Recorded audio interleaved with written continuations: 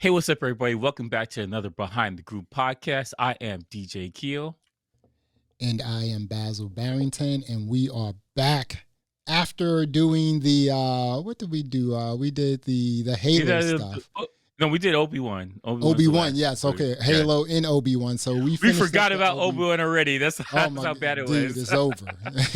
Season 2, maybe, I don't know. But, we finished up Obi-Wan and Halo. We'll see how that goes. Now we're back on movies. Those were episodic. We are going to talk about a movie we reviewed. It was a Netflix original called Spiderhead. Now, weirdly enough, IMDb gave this joint a 5.4. Thus far, 32,000 people reviewed this joint. 5.4. What do you think about that rating? I disagree with that. Totally disagree with that.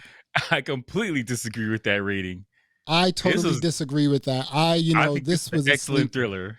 I was totally blown away by this movie. Mm-hmm. It was almost like, what was the name of that movie we watched from Hulu with Frank Grillo? We reviewed it. It was a time. Oh yeah, is the End Game or something like that, or something? Yeah, game. That movie was I was pleasantly surprised with that movie. Like royally enjoyed it. I was like, this is a great film, right? So here we are. You were like, hey, you know what? Let's check out Spiderhead. I was like, okay, cool. And I'm like, I start watching it. First thing I said was, wow, this is an hour and 46 minutes long. And it has Chris Hemsworth in it, right? Because again, like I was saying offline, I have to admit, full disclosure, I haven't really seen a lot of stuff with Chris Hemsworth in it. I haven't seen any of the MCU stuff other than him making an appearance in Loki. So I'm not really familiar with Chris Hemsworth work, although we did watch Extraction and we thought that was like kind of bananas too. Yeah, it was an excellent movie. So here we are with Spiderhead, and I'm like, I started watching it and I'm like, okay, wow, wait a minute. This is a little intriguing. Yeah. I was like, this is pretty, I don't know. So this is the interesting thing about this movie is a short story that was published in the New Yorker, and they turned it into a movie. Yeah. And so I was like, when I saw the New Yorker started, I was like, what the New Yorker? Right. I was like, is that a political magazine or something? It's a periodical. It's a periodical, the New Yorker. Yeah, it's it was published in the New Yorker, which is owned by Condé Nast, so it's really a Condé Nast production. Yeah. So they're producing movies now, apparently. Well, right. It was an interesting short story that they turned into a feature-length film. Yeah. And the director, he's the one that did Oblivion, and he did something else. He did the Top Gun movie. Joe Kosinski. And Tron. He did Tron. Oh, he did all of which original like. Tron or the latest Tron? The latest Tron. Okay, he did that joint, really? Which visually is stunning. People slept on that movie. Tron, the next version or the updated version of Tron, visually is ridiculous. Yeah, that was pretty dope. He's done a phenomenal job. I really liked Oblivion with Tom Cruise. And he did Top Gun. So I was like, yo, this guy, he's knocking it out the park. He's done some good stuff. Okay, that's very interesting because Oblivion was pretty good. Just how the camera action of that movie was. It's Tom Cruise, man. It's Tom Cruise. You know it's gonna be solid. Come on, like I said, give me Tom Cruise with the hair blowing. I'm all in.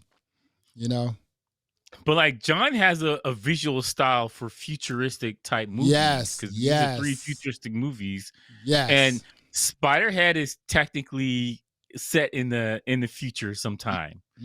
Like it's like the near future. You could do like present day almost, because like a lot of this stuff you could kind of technically do now. It was all run off the smartphone. Like there wasn't anything like magical that they were doing. They had the med packs, which is stuff they do right now. Like these are things that it's physically possible to do.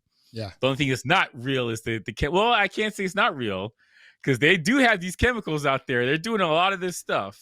It's a lot of stuff we don't know. Yeah, there's a lot of things like, especially like, we don't get blacklisted, but military grade DARPA stuff. They're doing things like these. Come on. So this is near present day, but possibly could have happened today. And there's definitely, I will say this, there are definitely jails that do testing on inmates for a shorter sentence. And there's places like this that do exist. So it's not far fetched. None of this stuff was far fetched. I think that's why I like the movie more, because it wasn't like some fantastical thing 30 years in the future. Like a lot of this stuff is like you could see like, oh, they're doing this right now. Yeah. This is not so to have we can get the spoilers here, but like to have a crazy CEO of a company just making, criminals lab rats, that is not far-fetched at all. You have inmates making license plates. Do you want to bust up rocks in the quarry, or do you want to take some drugs? Right, in this experiment, so it's like I was in the subway the other day, and I saw this billboard to get $1,000 to do some clinical tests for some drugs. Yeah. Mm-hmm. And I was like, yo. I instantly thought about it when I was watching the movie again. I was like, I just saw a billboard for something like this. So saying none of this is far-fetched at all. So you want to talk about the movie? Right. About what it is? Yeah, but before you go into that, let me just say this. Mm-hmm. That is like what you just said. I remember being in college. A lot of college students used to, college does it too. Yes. We used to some, not me, but a lot of college students used to like sign up for some of these studies and get like $50, $100. You're in college, you're like do like a poor, sleep trial. Broke. Yeah. You sleep and they're gonna test you while you sleep, whatever. Mm-hmm. Yeah, and it's just like there's a lot of stuff like this. Well, am I getting the placebo or not? We can't tell you. Yeah. So it's just like when they were testing the COVID stuff, it was just like they had 40,000 people. Some got the placebo, others did not. Mm-hmm. But I would never do anything like that. It's like oh hell no, you don't know what you're taking. You don't know what sort of side effects, long-term side effects you may have, with something like that. Yeah, because you get your $1,000 or you get the $50,000 settlement. You don't know which one. Well, you sign that NDA, you can't even sue them after that. I mean, you come out like limping for the rest of your life. Forget about it. Yeah, so if they feel bad about it, they're like, all right, we'll throw you a couple bucks for your leg. Like that's this thing is wild. So, okay, let's talk about this movie. You want to give a brief overview and we'll get into it? So basically, it's movies about a pharmaceutical company that does clinical trials on inmates. Mm-hmm. And they're looking for this new drug, which we discover is not all the other, because you get the feeling like, oh, they're testing love, they're testing emotional stuff, mm-hmm. phobias. They're not testing any of that stuff. None of it. The one thing they're testing to get the gold star is control, to get people to be docile and follow orders, and that has been working flawlessly throughout the whole. The whole time of this trial for all these drugs. They've been getting people to do things against their will, and that's the thing they've been studying, which was crazy. That threw me for a loop, because I was like, oh, I thought they were like looking for like things for soldiers, or like sell like a drug for get your long lost love or something like that. I thought they were worried about no control. So that's why I was like, oh, this movie's a very strong contender for Great Movie of the Year. Yeah. Once I saw that. Yeah, it's pretty interesting. Yeah, so, it follows, what's the guy named? Jake or something? Jeff. That's the guy's name. It's following Jeff, and he had an accident, and he accidentally killed his friends. And so he went to jail for manslaughter, and it's basically following his story through this process. He's the main character throughout the whole movie, and Chris Hemsworth, Thor, is he's the pharmaceutical guy who's doing all these tests, and it's a good back and forth. Like you could tell, like the acting was solid between them, because they're doing a wide range of emotions. So like they have drugs to be like, look, they're happy. They have drugs to be sad or whatever. And, it takes a good acting range to make all this stuff convincing. Because you don't look at it like, oh, that guy's, he's just fake laughing or whatever. Like, it was a solid job. I like this movie a lot. I'll just put that out there. I like this movie a lot, too. Again, like I said, I was pleasantly surprised. I was like, wow, okay, once it started, and I was like, oh, okay, this is a little different twist right here. Yeah. Because you immediately, like you said, when I first started watching it, within the first 30 minutes to 45 minutes, I was like, oh, I get it now. This is some guy who is testing out, some drugs for the military or for some sort of a government. Yeah, that's what I thought.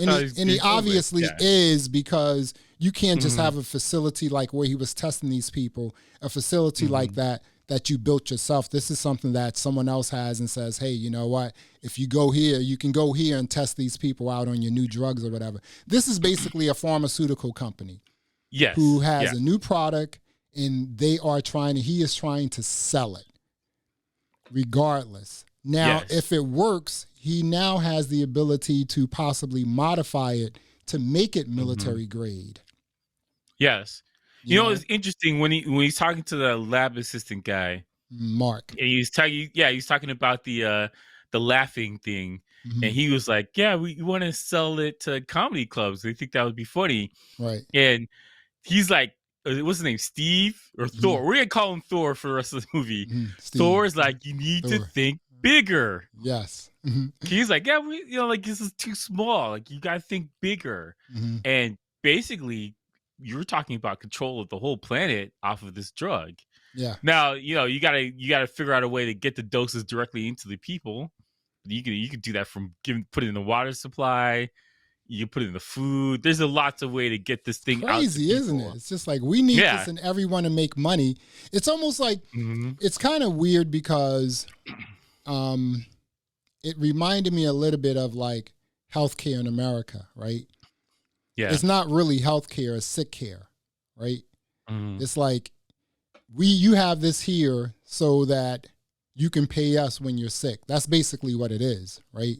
Yes. It's not preventive or anything like that, right? Exactly. We're going to wait till you get sick, and then we're going to give you the cure, or at least mitigate it long enough so you get to buy more of it. And you're also, now we have the medical companies, the medical insurance companies involved, and also the pharmaceutical companies, drugs, medicine. So now you have these two entities getting paid, and you're not really being helped because they're feeding you drugs to now you have to maintain. Right. And now you have to take more drugs to maintain what you're maintaining. So it's kind of weird, right? Yes. So it's sort of like that. I was like, okay, pharmaceuticals, interesting twist with this movie. To go to take it, from a pharmaceutical standpoint, like, oh, this is a drug that if administered to everyone, not quite sure how, like you said, maybe it's in a water or whatever. Again, they got to deliver it somehow, but like that's not even the point. That's not even the point. The point is that it exists, and they're working on it, and the key part is profit. All these companies are getting profit. Like, I think that we've had kind of a lull because of the past couple years. Yeah. Everyone's like, yeah, they came with this thing, it's helping and saving lives or whatever. These guys are good guys. Like, are they though? Yeah. Like, are any of these companies the good guys? Because they're not doing it for free. They're getting a benefit from this. Yeah. It's a guaranteed benefit. Yeah. It's a business when it's all said and done, Yes. I was reading something where during the 2008, financial crash, the American government, helped out, gave money, bailed out a lot of companies, right? Yeah. But they don't just give them money, right? They like, okay, we're going to give like AIG. They were like, okay, here's $150 billion, but we want to but we want to own 40% of your company. The federal government made a serious profit from all that money they gave. A ton of money.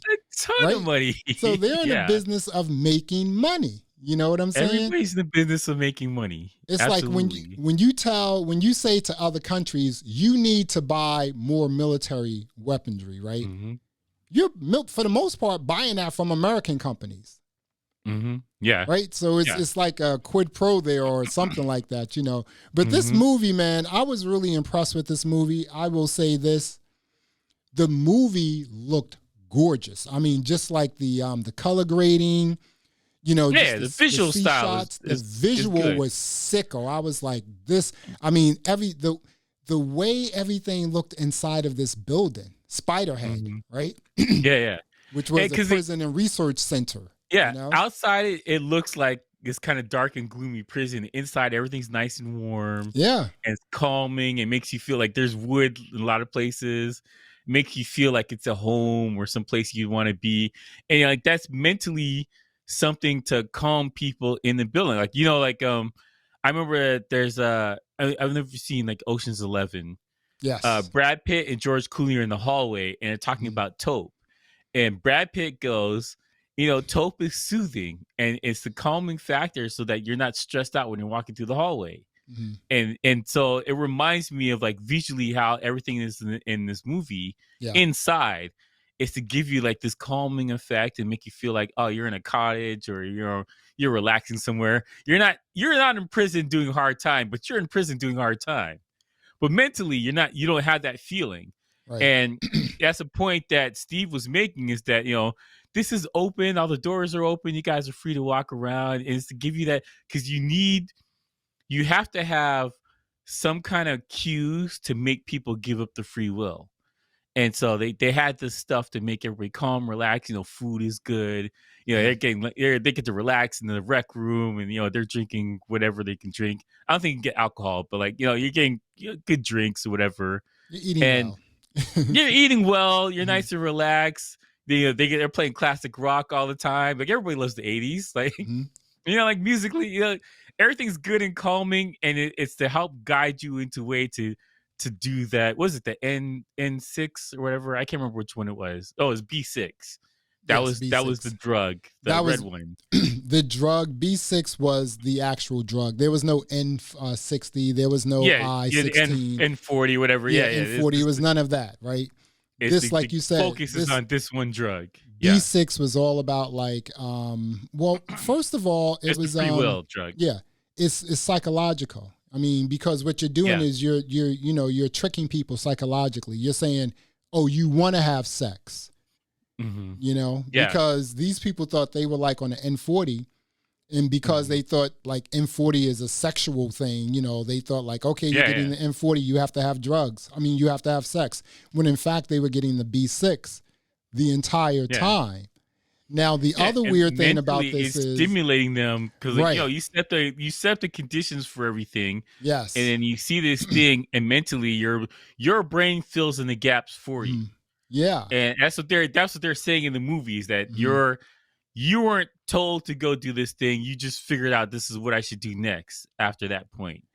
And psychologically, it's an interesting way to take on a movie like that. Like it's because like it's telling you that you're doing all this as your own free will, but you think that this is the thing that you're supposed to do. Right. Like you want to be told, oh, this is the next thing I'm supposed to do. And one of the things that I found interesting too is that they all had to give permission to go take the drugs, but technically you weren't giving permission because Steve was gonna talk you into doing it anyway, right? In some capacity. So you weren't. It's not free. You weren't free to say no. I don't want to do it this time. He's gonna make you do it anyway.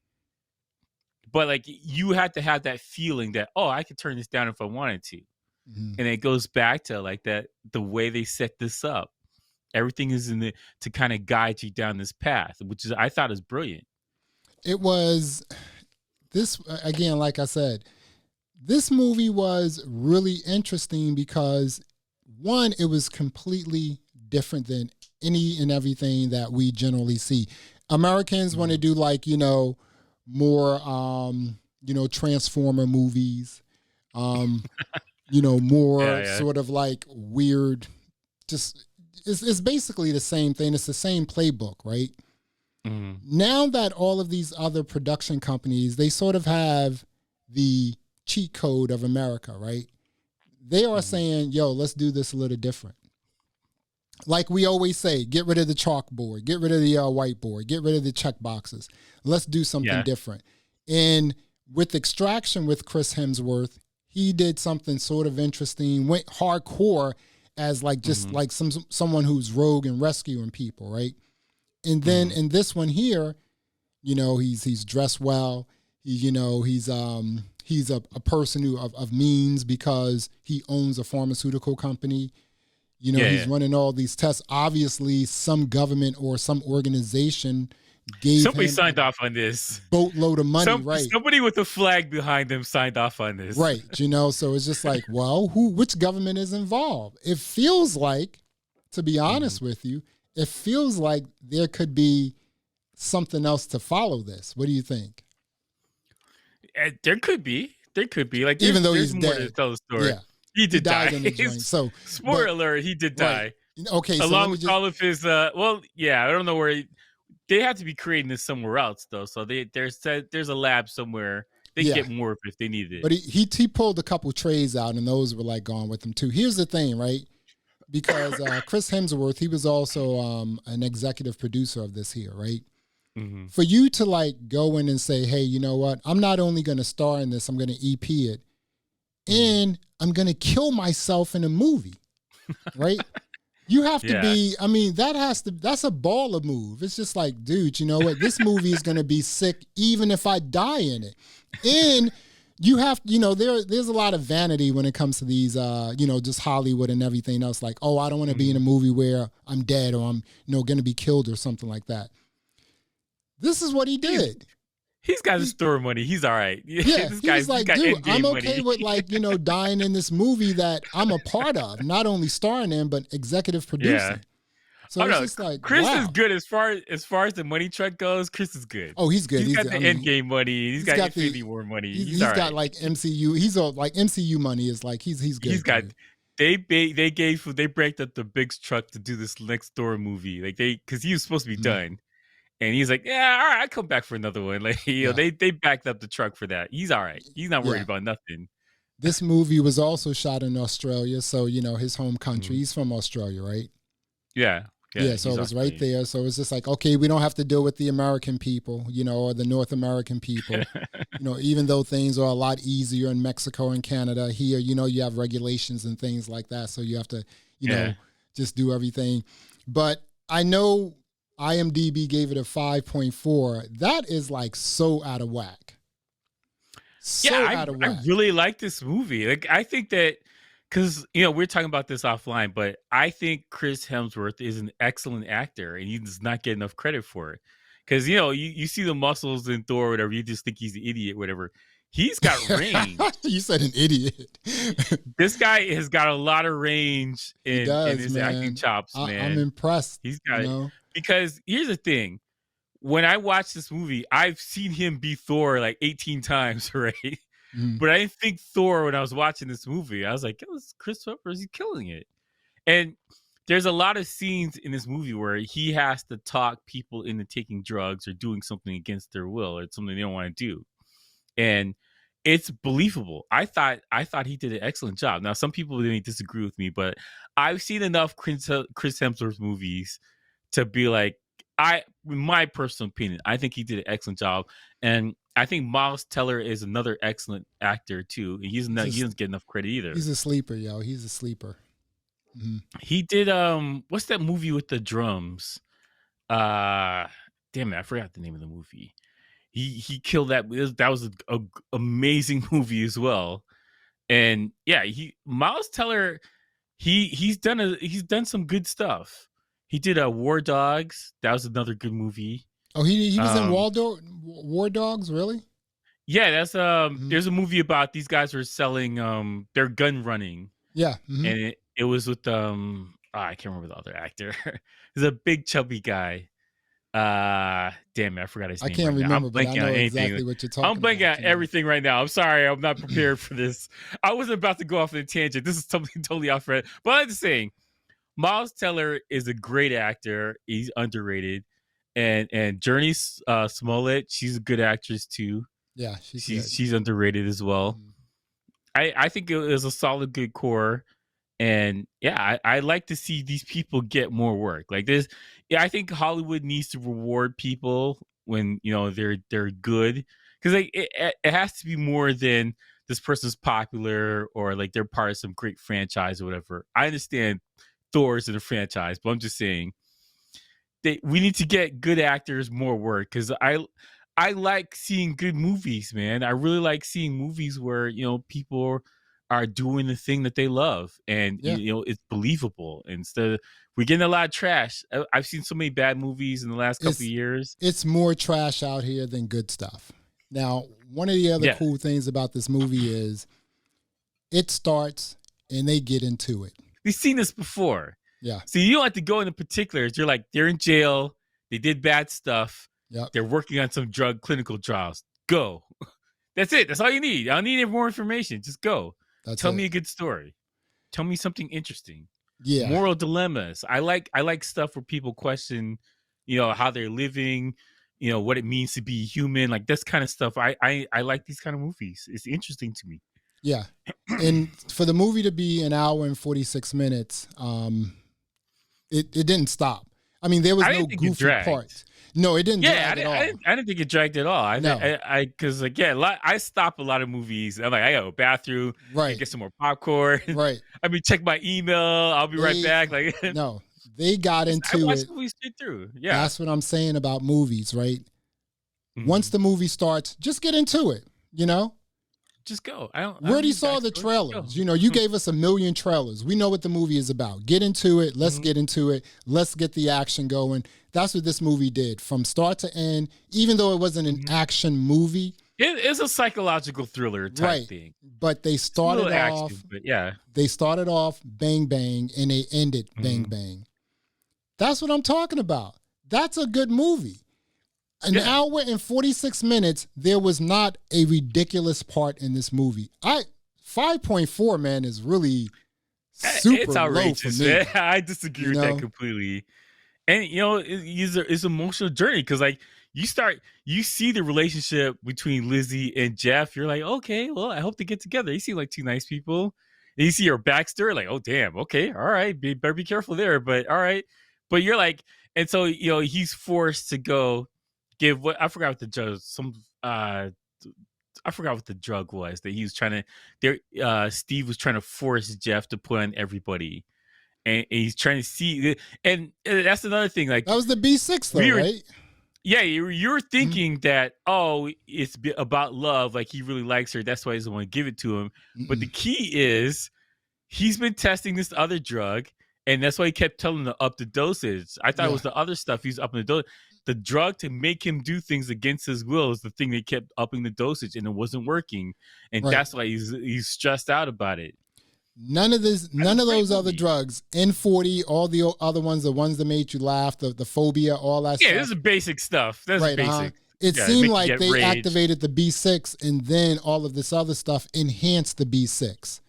Yes. So like you said, it was all psychological. It was just like, okay, over time, you think that N40 is all about having sex or being sexual. Yeah, or being happy or whatever. Right, like, when in actuality it isn't. Through will. Yeah. But psychologically over time, now you think that it is, right? Mm-hmm. So it's just like, oh, okay. But listen, this was a really dope film. Who was your favorite character in the film? I like Thor, man. Thor was great. Yeah. Because he's a piece of crap. He's a piece of work. But he was likable at the beginning. You're like, oh, this guy, he's just trying to help. He's a piece of garbage, man. He's a scummy person. Steve, Steve Thor, that was my favorite character as well. Because, and it wasn't really like the movie didn't feel like he was the star, which is kind of cool. It said, hey, you know what? We need these other pieces for all of it to come together. But we do know, like, Chris is getting the bag, right? He's getting the bag. No one else is getting the bag that he's getting. But it all came together, and I'm just like, okay, he was actually, I really appreciate him in this film. I thought he was like the, I thought for me, he was the best character. Now, for me, he was also the worst character. Oh, yeah, he's a terrible person. Right, He's an awful human being. Who is your worst character? I would say this about Steve. Like, I think he's the worst person in the movie. Okay. But, like, here's the thing. Like, he gives the impression that, he really cares about you. And, you remember the coffee pots or whatever. Like, you think that. And then he had that at that line when he was talking to, was it the assistant guy? I forgot his name. Mark. Mark. And he's talking to Mark, and he's like, "Did you do doses?" He's like, "Yeah, I did the doses." Like, you can tell he just doesn't care. And this is all for show. Like, the thing that he looks like he's putting on a show for people that, oh yeah, I really care about you. I'm thinking about your stuff. He doesn't care. No. And so, yeah, I thought that was fascinating. Like, he's like really fascinating and interesting. And I want to know more about his life. I don't think it needs a sequel. But like, I want to know more about what the hell happened. How did he get here? What are you doing? How did he create this pharmaceutical company? You know? Yeah, where was he going with this? Like, what's the outside world like? I'm kind of interested about all this stuff, but I don't. We don't need to see it though. But I am kind of interested. I want to know more. But I also appreciate the fact that they didn't have to build that story. Like, oh, he came into. You know, this pharmaceutical company was his dad's. You know, his dad died. He inherited it. We don't need to know all that. He has a pharmaceutical company that's doing bad things. That's the storyline. And there's a lot of them. Start the film, get into it. Yes. It ends. We know everything. No like weird parts in this movie. An hour and 46 minutes of really good acting. Period. 5.4 is ridiculous. 5.4 is absolutely ridiculous. All right. Do you want to rank it? Yes. Rank it? Okay. So Spiderhead, Netflix original, Chris Hemsworth. What's your rating? I give it a 7.8. I give the song 7.8. I like the acting. I thought it was a good storyline. It was fascinating. There's some twists and turns, whatever. But like, it was a mind blowing twist or turns. Like, it was just basic stuff. It wasn't supposed to be like a M. Night Shyamalan type movie where you're like, oh my god, I can't believe it was this the whole time. But like, it was interesting. I was fascinated from start to finish with what was going on in this storyline, and I think that it's a thing that is real. Like, this is really happening right now. Yeah. And that's what made it more interesting to me, because I know there's stuff like this going on. Yeah. What would you rank it? I'm going to give it an 8.5. Now, and the reason why I'm giving it an 8.5 is because, one, it was just a good film, from start to end. It was good. The story was really good. The characters are really good. I'm super impressed with Chris Hemsworth. He is a sleeper. And he has a little bit of comic relief about his stuff too. Just a little bit, he likes the jabs. He's a funny guy. Stuff. He's a funny guy, And the supporting cast was really good. I love the just how visually it looked.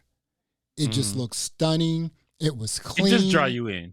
It just draws you in. And I was just like, wow, how did this get 5.4? I gave this an 8.5 all day.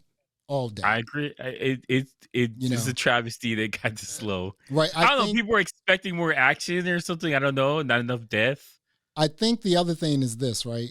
We are so used to a certain type of film. Bang, bang, shoot 'em up, superheroes, people flying off of buildings, all this, that, and the other. When you have a movie that's cerebral, you have to think about what you're looking at.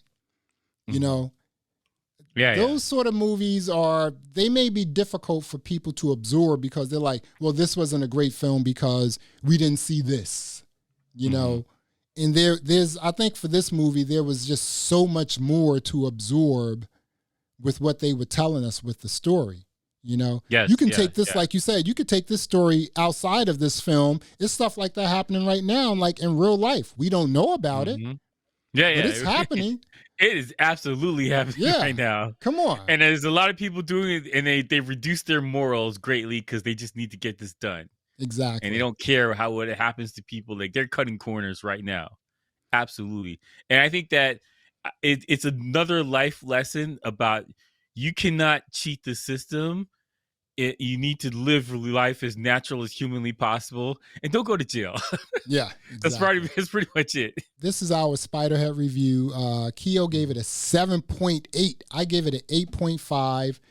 This is an excellent movie. This is a sleeper. Don't get caught up on all the comments and all the low ratings that everyone is like putting out there. Yeah, watch it for yourself. Watch the movie yourself. This is a really good movie. Spiderhead, a Netflix original, Chris Hemsworth, excellent movie. Well, there you have it, another episode of the Behind the Groove podcast. I am Basil Barrington.